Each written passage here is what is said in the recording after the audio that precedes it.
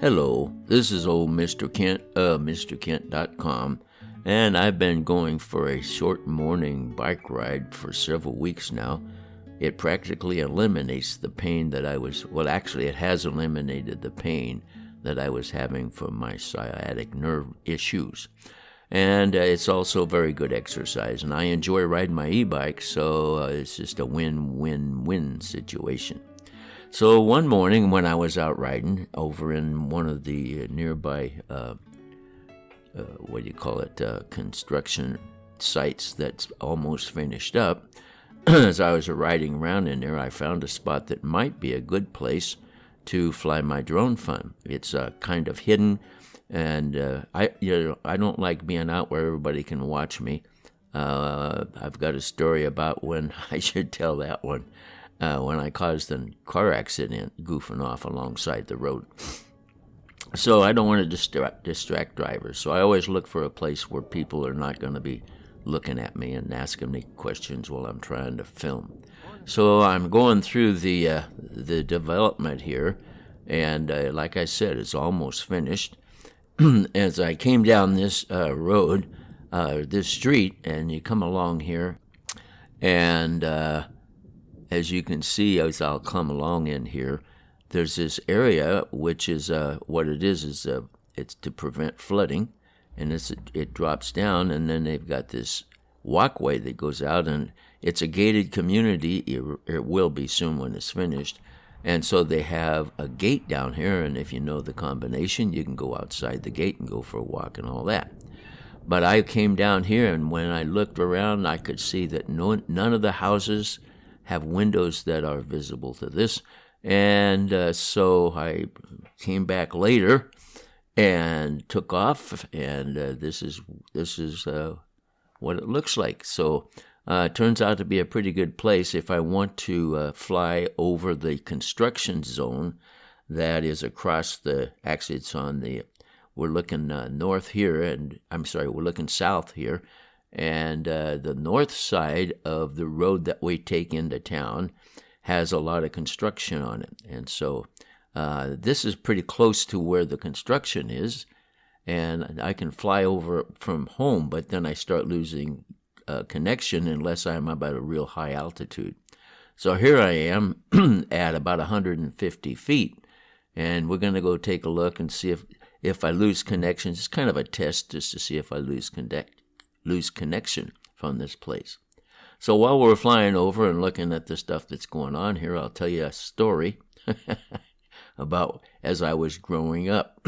And I'm actually to where I was in high school, but there's two stories here that are very similar. So I'll go back to when I was in junior high, and I was on the safety patrol.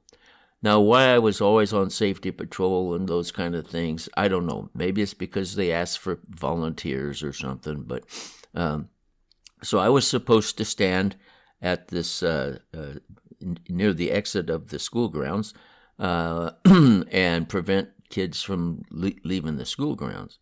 And so this one day I was standing up there and never had any issues until this day when this kid came along. And he said, I have to go home. I got to cross the street. I said, no, you can't go across the street. You got to go back to school. He says, I have an appointment to go to. And I said, I don't care. I'm told to tell you, you can't go across the street. So then he started to cross, and I grabbed him, and we got into this wrestling match. And I was really doing pretty good. I was on top of him until he headbutted me with his head, got me in the head, knocked me over. And so I let him go. Found out later that he was late to his appointment because of me, but he did have a paper that he had turned into the office. The second one was when I was in high school, and I was, patrolling the hallway like I told in a previous story, long hallway with door at each end. Nobody was supposed to be going in and out of that during the lunch hour.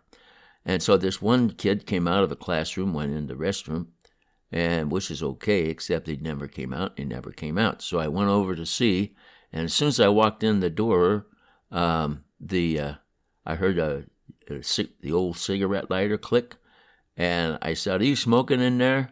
And then it clicked again, and he says, "No, I'm not," And I could smell the smoke. And I said, "Yeah, you're smoking." So he came out, and I said, "We're going to the office." So he was ahead of me, and so we were going out the door. He turned around and kicked me, pushed me backwards, and I grabbed him, and we started wrestling around. Well, he was bigger than me. Dummy me. And so I'm losing. And this was the old days when they had the urinals that went clear to the floor. And I remember slipping into that and got my legs, the pant leg all wet and everything.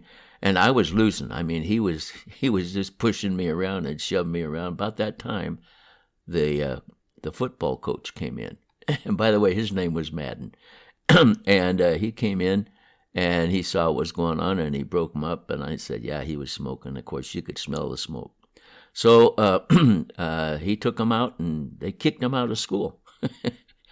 And so that was the end of that story until about, I don't know, 3, maybe 4 years later when I was in college.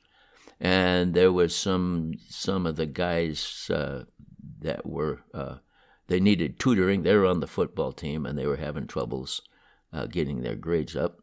And by the way, it looks like they had some kind of a water burst problem here. And I don't know where it came from or anything, but that was kind of interesting to see. And so anyway, so I was helping these guys, and I think there was like 2 or 3 of them. They were from my high school. And and so we got started, and we were doing, and then we somewhere along the line, one of them paused and he says, "You know what?" I said, "What?" He says, "Coach Madden still talks about you taking on that guy in the bathroom." He says that he always uses that. He uses old Mr. Kent Gunn as an example of being just doing your job and being tough, Because I was the short guy. I was always a short guy, and I mean, I wasn't weak, but there was no way that I had the advantage. But they were still talking about me and the kid I tried to wrestle down in the restroom.